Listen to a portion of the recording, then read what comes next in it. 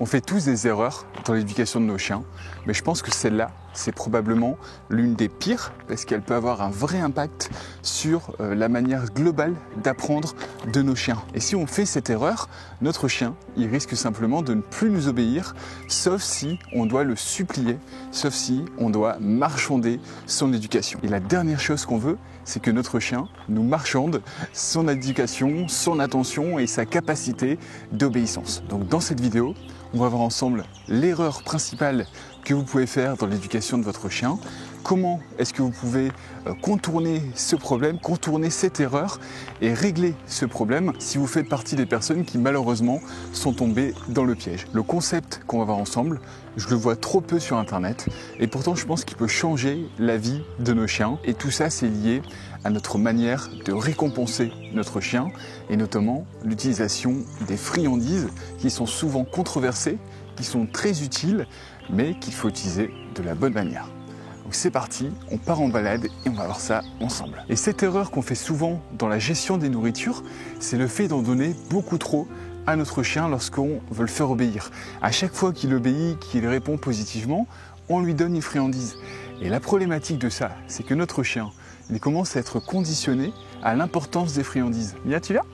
Oui, c'est bien mon chien. Et lorsqu'il n'a pas sa friandise, il devient têtu, il devient désobéissant, il ne comprend plus ce qu'on lui demande, il est déconcentré ou il est long à répondre. Et ça, c'est simplement parce que pour lui, un ordre est égal à une récompense. Et il n'y a rien de pire que ça, il n'y a rien de pire que de devoir secouer son sachet de croquettes ou de friandises pour pouvoir motiver son chien à obéir. On préfère avoir un chien qui va obéir dans tous les cas. Tu l'aimes bien ? Et cette erreur, moi je l'ai faite avec Mia. Et ça a été un vrai problème parce que du coup, elle n'obéissait que lorsque j'avais des croquettes lorsqu'elle était bébé. Et ça, c'est parce que j'avais pas compris comment utiliser les friandises, comment récompenser mon chien. Et c'est vrai que les friandises, elles ont des avantages. En général, lorsqu'on récompense avec des friandises, l'exécution de la commande qu'on vient de faire est bien mieux exécutée, bien plus rapidement exécutée. On voit que la concentration de notre chien est améliorée. Il y a beaucoup plus de précision dans nos travails, dans nos exercices. Mais le problème de ça, c'est que dès qu'on arrête de récompenser avec des friandises, la concentration baisse totalement, l'obéissance également, et ça peut engendrer des gros problèmes de sécurité lorsque vous baladez votre chien sans laisse en ville ou en campagne. Si votre chien ne vous donne plus d'attention, il peut se mettre en danger, il peut mettre son environnement en danger, et c'est absolument ce qu'on doit éviter. Et bien souvent, l'argument qu'on va me donner, c'est que non, en fait, c'est simplement que mon chien, il est têtu, mon chien, il n'obéit pas parce que c'est dans sa personnalité. Peut-être que c'est vrai, peut-être que c'est lié également à sa race. Il y a certains chiens qui vont être beaucoup plus difficiles que d'autres à éduquer. Par exemple, le border collie ou tous les chiens de berger, les chiens de travail, c'est des chiens qui vont être beaucoup plus simples à éduquer, alors que certains chiens feront le même travail avec beaucoup plus d'heures d'entraînement. Mais ça ne veut pas dire que vous ne pouvez pas éduquer votre chien, mais plutôt que votre méthode n'est pas la bonne.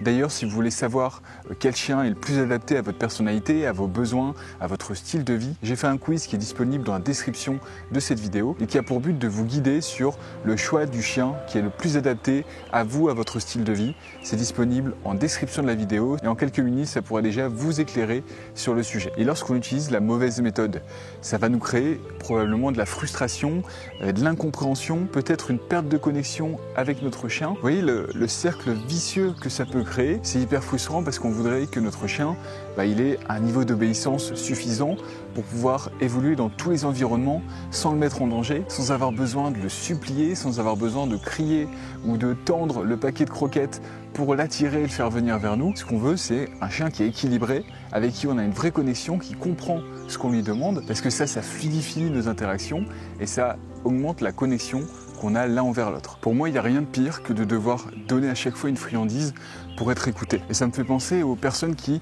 donnent un cadeau à chaque fois que leur enfant il a une bonne note à l'école. Alors oui, ça crée une connexion positive entre le travail et la récompense, mais si à chaque fois que j'ai une bonne note, j'ai un cadeau, qu'est-ce qui va se passer lorsque je deviendrai adulte et qu'on arrêtera de me donner des cadeaux à chaque fois? Je serai probablement frustré, je ne comprendrai pas pourquoi. Mais avec votre chien, c'est pareil. Il n'a pas besoin à chaque fois d'avoir une friandise pour être récompensé. Et ça, je pense que c'est un problème de système. La friandise, en fin de compte, c'est quoi? C'est simplement un outil d'apprentissage comme un autre. Ça permet de fluidifier la compréhension qu'on a ensemble, de motiver un peu plus notre chien effectuer une commande. Ça facilite beaucoup lorsqu'on est en phase de modelage et donc lorsqu'on apprend une nouvelle commande à notre chien. Mais c'est certainement pas quelque chose à utiliser 100% du temps. Il y a des éthologues qui ont étudié ce sujet. Ces éthologues, ils ont étudié les meilleures méthodes pour pouvoir éduquer son chien de manière efficace pour que lorsque vous lui donnez une commande, il réponde positivement dans un pourcentage de cas le plus important, avec un objectif évidemment de 100% de réponse positive. Et la méthode qui pour moi est la plus efficace, celle que j'utilise en tout cas avec Mia depuis des années, c'est la méthode du conditionnement opérant. En fait, la friandise, vous le voyez dans mes vidéos, c'est quelque chose qui est efficace, que j'utilise régulièrement, mais c'est pas quelque chose qui est obligatoire, loin de là. La friandise doit être un des outils que vous utilisez pour éduquer votre chien. Et la friandise, en fait, elle fait partie intégrante du conditionnement opérant, parce qu'on considère que le fait de récompenser, que ce soit avec une friandise ou autre chose, ça va, si on fait ça de manière immédiate après l'obéissance du chien sur une commande, ça va augmenter les chances que cette obéissance, elle n'apparaisse à nouveau dans le futur. Donc c'est vraiment intéressant, et donc ce serait dommage de s'en priver. Tiens Mia. Mais votre chien, il doit apprendre à obéir sans avoir de friandise. Bravo Mia, tiens, t'es belle. Et si vous êtes dans ce cas de figure, si votre chien, maintenant il est trop habitué à utiliser les friandises et qu'il obéit pas sans, la solution, ça va être simplement de baisser de manière régulière la quantité de friandises que vous lui donnez. Et en fait, ce que vous allez faire, c'est simplement transférer la friandise qui était la récompense en un autre marqueur positif. Et simplement, le bravo, c'est un marqueur positif qui est efficace et qui montre à votre chien que il a fait une bonne action, il a bien répondu à l'ordre qu'on lui donnait, on est satisfait, lui se rend compte que c'est quelque chose de positif, et donc il y a des chances que ça ne se reproduise dans le futur, que la prochaine fois que vous donnez cette commande, votre chien y obéisse. La friandise deviendra presque uniquement ce qu'on appelle le jackpot. C'est Karen Prior qui l'a théorisé dans son livre Don't Shoot the Dog. Et en fait, le jackpot, c'est le fait de donner une récompense exceptionnelle à un résultat, à un ordre qui a été exceptionnellement accompli. J'ai deux manières de l'utiliser. Soit je donne de temps en temps une friandise sans prévenir Mia, donc en général maintenant c'est 10% du temps. C'est-à-dire que sur 10 ordres que je vais lui donner, un des ordres, elle ne saura pas lequel, ce sera une friandise, ce sera soit une croquette, soit un morceau de viande, ce que j'ai sous la main, qui lui permet de se dire « Ah, c'est sympa et peut-être que j'en aurai une nouvelle la prochaine fois que j'obéirai ». Et l'avantage de ça, c'est que du coup, vous avez une récompense qui va être plus forte que les récompenses habituelles. Cette récompense, elle est exceptionnelle, elle va marquer beaucoup plus l'obéissance de votre chien. Donc, si par exemple vous êtes dans une phase où votre chien, vous l'avez fait venir au pied par exemple, et il est parfaitement exécuté, l'ordre a été fait rapidement avec une bonne précision, là vous pouvez mettre un marqueur positif, donc le bravo, et en plus de ça, récompenser avec une friandise. Ça peut être, si vous vous baladez en ville, votre chien, il est passé à côté d'un autre chien, il n'a pas surréagi, il n'a pas été réactif, vous pouvez simplement dire bravo et donner une friandise. Ça va marquer encore plus dans son esprit que peut-être qu'il faudrait que je réagisse comme ça à nouveau dans le futur. C'est Mia ? Oui, bravo. Là, vous voyez, Mia, elle est calme, je viens de la récompenser. Et en fait, c'est un peu comme si on jouait au casino. Vous voyez, si vous jouiez au casino et qu'à chaque fois que vous mettez une pièce, vous gagnez une pièce. Ça n'aurait aucun intérêt et on s'ennuierait vite. Le fait que le casino soit intéressant, c'est que on ne sait jamais quand est-ce que la récompense va arriver. On ne sait jamais quand est-ce que le bonus va arriver, le jackpot, et donc ça crée une addiction. Parce que peut-être que la prochaine, ce sera la bonne. Eh bien, pour votre chien, il faut voir ça un petit peu dans ce sens-là. Et ça, l'avantage, c'est que votre chien il sera beaucoup plus attentif à ce que vous lui demandez, il sera beaucoup plus concentré. D'ailleurs, si vous voulez un chien qui est plus concentré et plus attentif à ce que vous faites, je vous ai fait une formation qui est gratuite, qui se trouve dans la description de cette vidéo. Et cette formation vous aidera à augmenter la concentration de votre chien en quelques jours. Et ça lui permettra d'éviter les accidents, d'obéir plus efficacement, d'éviter d'avoir un chien frustré parce qu'on crie ou de soi-même être frustré et de ne pas casser cette relation qu'on peut avoir ensemble, cette relation de confiance. Donc cette formation, elle dure quelques dizaines de minutes, mais elle est, je pense, prioritaire dans l'éducation de nos chiens parce que sans attention, il n'y a pas d'obéissance. Maintenant, je pense que ça peut être intéressant de vous montrer avec Mia comment est-ce que j'utilise les friandises pendant les balades ou pendant les séances d'exercice pour augmenter en fait son niveau d'obéissance grâce au conditionnement opérant. On va travailler un peu ? Allez, viens, on va travailler. Donc on va passer à l'exercice. Je vais avoir besoin de mon assistante. Mia, tu viens au milieu?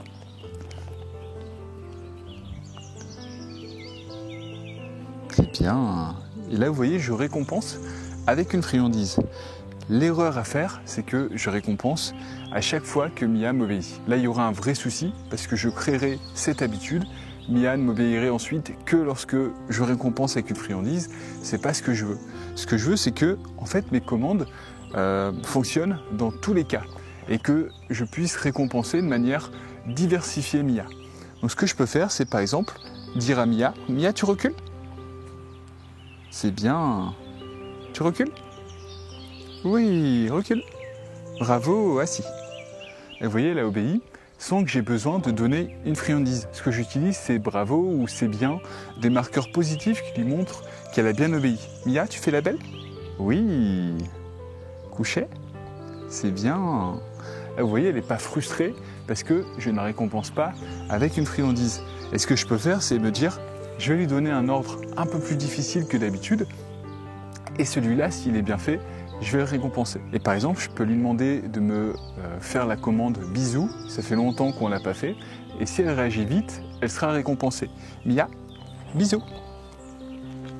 Bravo mon chien, c'est bien. Voilà. Et vous faites ça de temps en temps, mais la friandise doit être quelque chose de relativement exceptionnel. Et si vous voulez que ça soit encore plus fort, bah c'est simple. Au lieu de donner là c'est une croquette éduque qui a pas trop de calories, je pourrais prendre avec quelques morceaux de poulet, quelques morceaux de dinde, et lorsque l'ordre est vraiment bien exécuté, ou si je vois qu'elle manque un peu de motivation, là je vais lui donner une fois de temps en temps un morceau de viande qui va booster sa motivation, sa capacité d'attention. Mais c'est seulement un outil et que je ne dois pas utiliser à chaque fois, sinon ça perdra de sa force. Voilà, donc j'espère que ça vous évitera de faire cette erreur dans l'éducation de votre chien. J'espère que ça vous sera utile. Je vous rappelle que si vous voulez aider votre chien à être un peu plus concentré, vous avez ma formation qui est disponible en description de la vidéo. Et nous, on va continuer notre petite balade. N'hésitez pas à liker la vidéo et à vous abonner si ce n'est pas encore fait. Ça me montre que vous soutenez la chaîne, ça me motive à continuer cette aventure sur Sentier Canin. Je vous remercie et je vous dis à bientôt pour la prochaine vidéo. Au revoir.